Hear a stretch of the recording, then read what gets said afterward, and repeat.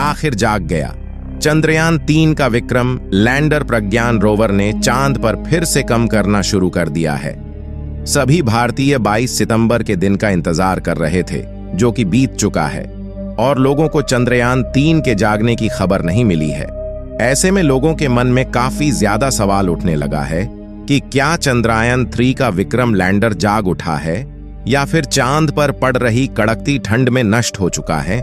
इन सभी सवालों के सटीक जवाब जानने के लिए बने रहे वीडियो के अंत तक। आज के इस वीडियो में हम आपको सही और सटीक जानकारियां देने वाले हैं, क्योंकि चांद पर रात के समय का तापमान लगभग -250 डिग्री सेल्सियस के करीब पहुंच जाता। ऐसे में विक्रम लैंडर का सरवाइव कर पाना पहले से ही बहुत मुश्किल माना जा रहा था, लेकिन फिर भी इसरो के वैज्ञानिकों ने बताया था कि अभी चंद्रयान 3 को सुला दिया गया है और जैसे ही 22 सितंबर होगी उस दिन चंद्रयान 3 के विक्रम को जगाने का प्रयास किया जाएगा। लेकिन जिस दिन का करोड़ों भारतीय बेसब्री से इंतजार कर रहे थे, वह दिन बीत चुका है। इसरो के वैज्ञानिकों ने चंद्रयान 3 के विक्रम लैंडर को रेडियो सिग्नल भेजना शुरू कर दिया है। दोस्तों, करोड़ों भारतीय 22 सितंबर के दिन का बेसब्री से इंतजार कर रहे थे, क्योंकि 22 सितंबर भारतवासियों के लिए बहुत ही खास होने वाला था। वैज्ञानिकों ने 4 सितंबर के दिन प्रज्ञान रोवर और विक्रम लैंडर को स्लीप मोड में डाला था, और वैज्ञानिकों ने बताया कि अब चंद्र के दक्षिणी ध्रुव पर 14 दिनों तक रात रहेगी। इसलिए 22 सितंबर के दिन फिर से चंद्रयान के प्रज्ञान रोवर और विक्रम लैंडर को जगाया जाएगा। चंद्रयान 3 का प्रमुख मकसद चांद की सतह पर सॉफ्ट लैंडिंग करना था और उसके बाद 14 दिनों तक चांद की सतह पर जानकारियां इकट्ठा करके वैज्ञानिकों तक भेजना था। लेकिन आपको बता दें कि चंद्रयान 3 के प्रज्ञान रोवर ने मात्र 10 दिनों तक ही चांद पर एक्सपेरिमेंट किया था, और विक्रम लैंडर ने लगभग 12 दिनों तक चांद की सतह पर एक जगह खड़े होकर चांद की धरती का तापमान, प्लाज्मा रेडिएशन और भूकंप के बारे में जानकारियां इकट्ठा करके वैज्ञानिकों तक भेजी थी। केवल 10 दिनों के एक्सपेरिमेंट में ही चांद पर ढेर सारे तत्वों की खोज कर ली थी, जिनमें ऑक्सीजन और सल्फर समेत कैल्शियम, आयरन, टाइटेनियम, मैंगनीज और सिलिकॉन जैसे अन्य तत्व मौजूद थे। प्रज्ञान रोवर ने चांद की सतह पर सल्फर की खोज की, और इसलिए चांद की सतह पर सल्फर की खोज करने वाला दुनिया का पहला देश बन गया। चंद्रयान 3 का एक और बड़ा मकसद था, जो कि चांद पर पानी की खोज करना था। लेकिन जैसा कि आपको मालूम होगा कि चंद्रयान 3 के प्रज्ञान ने चांद की सतह पर पानी को नहीं ढूंढ पाया था, क्योंकि प्रज्ञान रोवर को लगभग 14 दिनों तक काम करना था। लेकिन इसमें केवल 10 दिनों तक ही काम किया, और इस समय यह विक्रम लैंडर से लगभग 105 मीटर की दूरी पर उपस्थित है। लेकिन इससे कम से कम 500 मीटर तक की दूरी पर जाकर रिसर्च करना था। इस समय हमारे चंद्रयान का विक्रम लैंडर और प्रज्ञान रोवर दक्षिणी ध्रुव पर मौजूद है। चांद की दक्षिणी ध्रुव पर 22 सितंबर के दिन सुबह होना शुरू हो गई थी, और इस समय चांद की दक्षिणी ध्रुव पर उजाला हो गया है, और चांद की किरण भी प्रज्ञान रोवर और विक्रम लैंडर के सोलर पैनल पर पड़ने लगी है। आप सोच रहे होंगे कि विक्रम लैंडर जा चुका होगा, लेकिन आपको बता दें, ऐसा नहीं है। अभी भी चांद की धरती पर गहरी नींद में सो रहा है। इसका सबसे बड़ा कारण यह है कि इसरो के वैज्ञानिक 22 सितंबर के दिन चंद्रयान 3 के सिग्नल भेजने का इंतजार कर रहे थे। वैज्ञानिकों को इसका इंतजार था कि अगर विक्रम लैंडर चांद पर -250 डिग्री सेल्सियस की कड़ाके की ठंड से बचा होगा, तो वह हमारे पास खुद ही सिग्नल भेजेगा कि हम अभी भी सही सलामत बचे हुए हैं। लेकिन वैज्ञानिकों का 22 सितंबर का इंतजार भी खत्म हुआ, लेकिन विक्रम लैंडर ने कोई भी सिग्नल नहीं भेजा।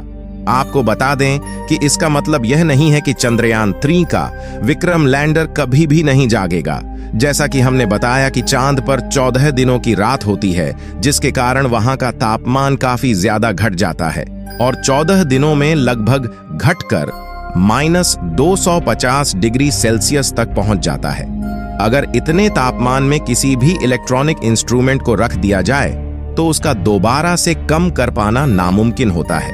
लेकिन वैज्ञानिकों को इसके बारे में पहले से पता था, इसलिए विक्रम लैंडर और प्रज्ञान रोवर की बैटरी और उसके इलेक्ट्रॉनिक इंस्ट्रूमेंट को काफी ज्यादा इंसुलेटर जैसे पदार्थ का इस्तेमाल करके बनाया था, जिससे कि चांद पर कड़ाके की ठंड में भी इनके इलेक्ट्रॉनिक इंस्ट्रूमेंट सही सलामत बने रहे और जैसे ही चांद पर सुबह हो दोबारा से कम कर सके।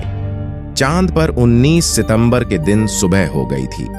चांद थोड़ा थोड़ा धरती से दिखने लगा। वैज्ञानिक 22 सितंबर का इंतजार, क्योंकि चांद धरती से दिखने लगे, जिससे कि चांद पर उपस्थित चंद्रयान 3 से आसानी से संपर्क किया जा सके।